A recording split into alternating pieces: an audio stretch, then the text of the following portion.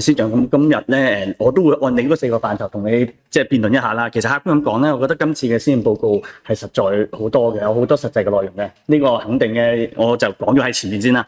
咁但係咧，其實譬如好似頭先我都同意同事講咧，喺我哋重新去組織嗰個部門職能嘅時候咧，8485M 啦。咁其實我覺得呢個法律要修訂先，應該真係要先立後破。點解咧？舉個例子，因為我真係唔係好熟呢啲法律，但我睇翻好似8485M 規定咧，2級局咧係唔應該有廳級單位嘅。但係我哋而家知道好多2級局都全部都有廳級，咁所以其實你唔去 set 好一啲規則咧，其實你哋之後嘅所謂重新合併啊分類咧，其實我都覺得唔會達到效果。所以應該真係要先立後破，你哋有個清晰嘅方向去做。好啦，咁另外法務領域咧，其實我絕對支持司長修嗰200幾條嘅法律等等。嗱，但係個問題就嚟啦。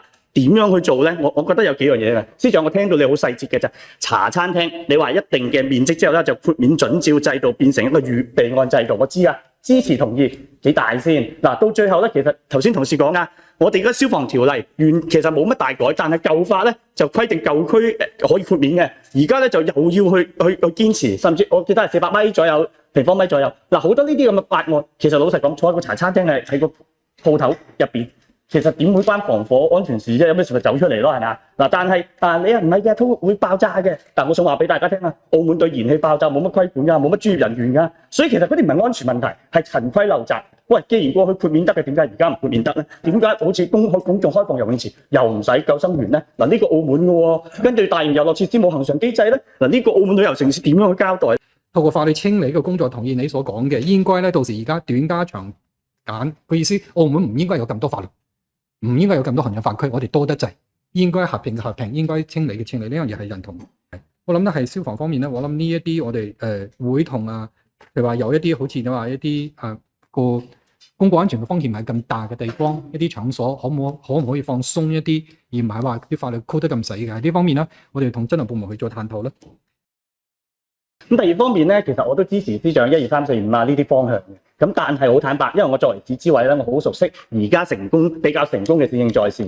佢個關鍵老實講唔係個平台，唔係嗰啲 AI 或者其他技術，唔係反對呢樣嘢可以做。但係更加重要係乜嘢咧？大家知唔知市政在線最好係乜嘢咧？就係佢同時將呢個案擺到去嗰個部門最前線嘅人員去處理，即係頂路嗰個處理，同時個主管係同時收到嘅。其實呢個先係能夠增強效率嘅。嗱，老實講。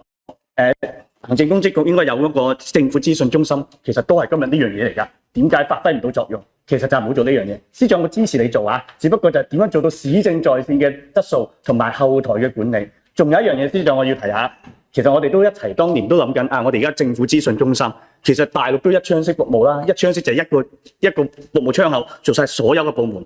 點解我哋今日唔得啊？就係因為之前冇跨部門協調咯。嗱，司長。我支持你做1、2、3、4、5，你有冇決心？其實一次過搞埋後邊嘅平台，我唔理你用 AI 定係其他嘢都好，做埋一窗式、一站式、一個電話式，其實都解決得到㗎。嗱，呢一度我知係好困難嘅，但係我覺得個方向應該係咁樣。關鍵我覺得係唔係話一個 AI 嘅手段嘅問題，關鍵咧就係話透過資訊中心定標準、定要求，俾到部門限期、限時、限要求要答覆。依家個問題就係資訊中心收到之後，俾到啲部門啦，可以即刻答翻嚟，都可以石沉大海。因為你冇強制性要求嘅嘛，我諗係呢方面嘅改變已經對市民嚟講係一個好大嘅獲得感嘅已經。咁另外一個咧就話問責嗱，其實咧司長我一直都支持咧就話我哋要評分嘅，我覺得咧官員嘅評分咧係要公開嘅，儘管大家都坐喺度啦。咁但係其實我哋而家就話要面對公眾啊，放管服啊，咁其實係咪可以？喂，我好多公務員點樣提升佢士氣啊？好多個問題啊，喂，下級係咪可以評級評上級咧？其實我哋議員，我哋公眾係咪可以評一啲司長嘅一啲嘅評分咧？其實嗱，呢啲評分工作唔同你嗰個績效評估啦，但係你係咪要接收呢啲評分，了解你哋咁多個部門嘅司長官員佢哋嗰個效果能力咧？嗱，我覺得呢個要面對，肯唔肯做？問責打分，其實市民我諗而家睇緊電視都打緊分啦，已經係嘛？我諗喺呢方面咧係應該係唔需要太過擔心。關於你提到對回覆質詢嘅打分，我諗係同埋係呢方面咧，我諗係一個未必係一個即時推行到一個制度。不過我諗我都再啲解釋，就係啲部門，因為法務司咧幫手統籌住一個書面質詢嘅回覆嘅，主要係個時間啊各方面控制住，同埋邊一啲部門負責邊啲範疇嘅嗰啲問題。其中一點咧，大家成日覺得可能答得唔到位啊，唔到肉，問啲問題啦，因為你哋議員提出嚟嘅問題都唔係普普通通嘅問題，一定係好難嘅問題，係熱點問題，係係諗崩個頭都唔知道點講嘅問題。所以咧係你需要一個啲部門一個書面質詢，將呢一啲問題可能需要政策制定，需要修法，需要一個廣泛諮詢，先至可以解決嘅問題。透過一個2頁紙就可以達到你滿意咧，有啲困難，的確有啲困難。不過我哋咧希望盡量做到重視咧，呢樣要去肯定，各個部門都非常之重視議員嘅書面質詢嘅回覆嘅。嗰個36個諮詢組織啊等等，頭先講咗好多嘅嘢嘅，但係個問題就係啦，公共政策諮詢指引其實2011年到而家，我上一屆政府嘅感覺唔知今屆政府，上一屆就好唔諮詢唔諮詢，可以避開就避開，但係今屆會唔會改變？而且會唔會法律化？我覺得呢個我希望有變化，而且咧亦都調翻轉啦，市諮委當年都係自薦㗎啦，我都係自薦入市諮委㗎，但係個問題我好想問一句啦，咁第2屆市諮委有自薦，大家有冇記得啊？唔記得。點解咁低調咧？會唔會將自薦嘅機制擴展更多咧？我覺得呢個你要同公眾交代。香港都做緊嘅呢個。諮詢講咗啦，自我推薦嘅，其實市署係一路有，呢2次換屆都有自薦啦，係。諮詢組織頭先講，我知市署有啊，但係第2屆已經好似唔出聲咁樣啦。咁之後會唔會推廣同埋推廣其他組織？點樣去令翻呢個自薦機制能夠生效？其實我就係好簡單想問一句，橫琴牌係咪可以同澳車北上一齊申請？其實橫琴最重要有人氣，如果你俾佢同澳車北上一齊申請，甚至乎其實佢哋可以經過橫琴去到內地嘅，咁其實大家咪雙贏咯。其實人氣最重要啊嘛。如果個關口真係唔得嘅，咪擴建咯。呢個先可以去合作區，我哋真係發展啊嘛。呢度係希望你認真考慮，呢個亦都係居民嘅訴求。因為而家呢個港珠即係港珠澳大橋嗰個口岸太逼啦。單排車北上嗰度，橫琴頭先我都介紹咧，其實唔係一個政府嘅想唔想俾嘅問題，因為單排車。橫琴單排車，我之前都係為住呢樣嘢係去咗相關國家部委咧溝通，知道咧有係諸多嘅考慮，有諸多嘅政策性嘅啲規定啦，需要一個一個去傾同埋突破啦。不過我諗係應該具備條件，我哋都希望今年咧係最少橫琴嘅單排車當中，如果係橫琴居住就業嘅啲單排車車主咧，可以由橫琴揸到廣東省啦。公車平台咧，我支持同事嘅。我去橫琴市政府咧民生事務局交流嘅時候咧，人哋就係派架網約車嚟車我哋嘅啫。我覺得見效都好高啊。其實而家啲公務員好慘㗎，有啲要公務嘅時候咧就要坐巴士，又等好耐，其實浪費好多資源嘅。滲漏稅係其一。房個嗰啲同事就要坐巴士嘅，咁但係嗰啲公務車又咁多，但係又解決唔到實際嘅需要，點樣去靈活調配，甚至乎係咪用網約車？不過澳門冇啦，咁你哋自己中間點樣調配？我覺得呢個重要嘅。優化使用咧，頭先林文滔議員都提到，關於呢方面咧，非常之認同嘅，應該優化，因為咧效率低，佔用車輛啊、司機啊各方面好多部門而家請唔到司機等等呢一啲咧，應該係對公車使用咧係有條件時候做一個比較深化嘅改革，認同呢方面嘅。專業考試嘅水平咧，我想話俾大家聽，我哋收到好多個投訴。司長，我唔同意頭先講咩可以上訴、投訴，唔敢㗎。佢哋想考公務員啊，驚投訴完之後永遠都冇機會考公務員啊。但係我覺得你哋要自我檢討嘅，就係嗰啲卷入邊，我睇完嗰份卷，佢哋去投訴反映俾我聽嘅時候，嗰份卷嗰個評分標準根本就唔清晰嘅。大部分最高分嗰啲都唔清晰嘅喎，但係最低分嗰條又清晰嘅。咁即係佢可以做清晰而唔做呢啲問題，你哋點樣解決？點樣去改善？點樣去審計佢哋？林宇滔議員關於嗰個評分標準嗰度，我諗係應該有一個評分標準嘅，同埋評分標準係可能嘅情況之下，盡可能清晰、明確、具體。我當然有一啲咧，你話我成日講係面試咧就好困難，面試係嘛？面試因為佢哋係主觀性比較強，不過其他方面我哋希望係做到嘅。其實考公務員嗰度咧，我要強調咧，喺面試其實都好多筆試嘅文字嘅試題，而且係冇評分標準嘅。呢個希望你哋去落實去清晰一個評分標準。應該我哋定相應嘅標準嘅，可定標準我哋一定會定標準。不過有一啲咧面試嗰方面嘅，始終有一個主觀性喺度嘅，所以呢方面係難以避免嘅。市政署呢個重新組織嘅時候，會唔會考慮去協助成立大廈管委會？因為你哋好多地方其實呢個係好嘅職能，又可以推動公民教育。但係我覺得呢個係要做嘅。大廈管理嗰度話呢個唔同意，應該由市署嚟做，係唔關市署事嘅。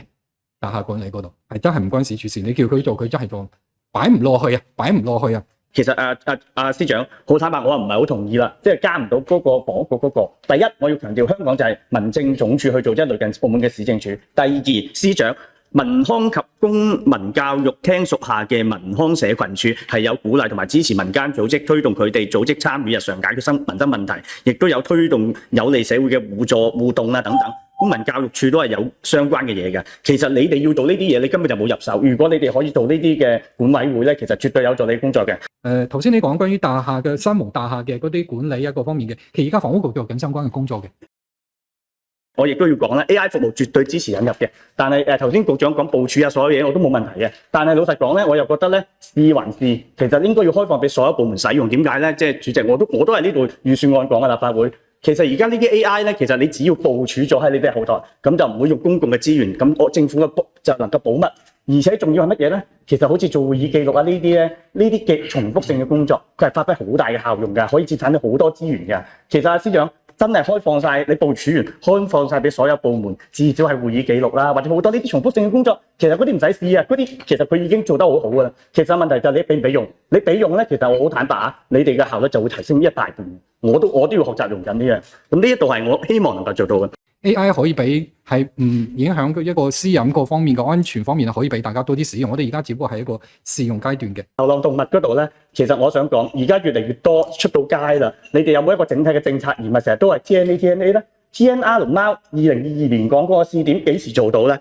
流浪動物咧，其實市政署一路係跟進相應嘅工作，係一啲有時咧係流浪動物我哋需要喺一個動物保護。同埋又避免流浪動物傷害市民，兩者之間取得嘅平衡嘅呢樣嘢咧，係都希望大家去理解。我同意啊，流浪動物我哋就係要保護動物之餘，又要去流浪動物同埋市民之間嘅利益去平衡。但係個當中咧，而家嗰件事係唔 work 嘅。你哋有咩整體嘅政策？嗱，呢有機會我哋再討論。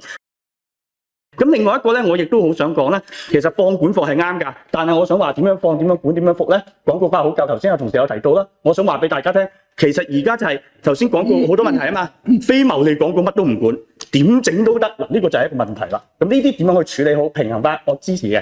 廣告化嘅要疏化嘅，的確有時咧管得太多，管得太細。好啦，另外咧，我都要撐下政府先。資租常樂咧係一個好好嘅法律諮詢嘅一個小冊子。我成日有咩問題咧，我 send 個資租常樂就俾人㗎。但係個問題好坦白，法務局嘅同事，其他嘅問題咧好複雜。我揾唔到一份好嘅資料。其實而家唔係要做幾多講座，而係真係一份好簡單嘅資訊資料俾我睇得到，好似資租常樂咁樣。嗱，我開埋名，我覺得資租常樂有啲咩租務問題我俾人睇啊，大家識㗎啦。咁你有冇其他範疇嘅死亡啊、婚姻啊各方面嘅問題？滲漏水啊，喂，滲漏水我而家有個案啊，我去傾掂咗和解啊，因為和解唔到，我要所有大廈業主同意簽名，咁點和解啊？跟住我話睇法例啦，點樣做？所以呢啲我覺得唔係一個方向嚟嘅。好啦，另外一個就係話，其實無論鼠患啦，其實不斷變化嘅綠化啦，呢啲都係居民好關心嘅問題。黑沙力奇形嗰個詳細計劃管理問題點樣交代咧？我覺得呢個亦都要同公眾交代清楚。另外咧，無障礙設施咧，我想講咧，西墳馬路嘅嗰個車房係咪可以去做一啲步行系統咧？望德堂嘅豐塘中斜巷係咪做到咧？我覺得呢度都要考慮。真係好多好似嗰個央積金因為佢舊年3月就話可以澳門嘅居民咧可以係有央積金嘅撥款啦，但係3月之前又話唔計喎。當然嗰個我上訴咗啊，但係我想話唔希望將來有啲類似嘅個案，應該要有一體化嘅操作。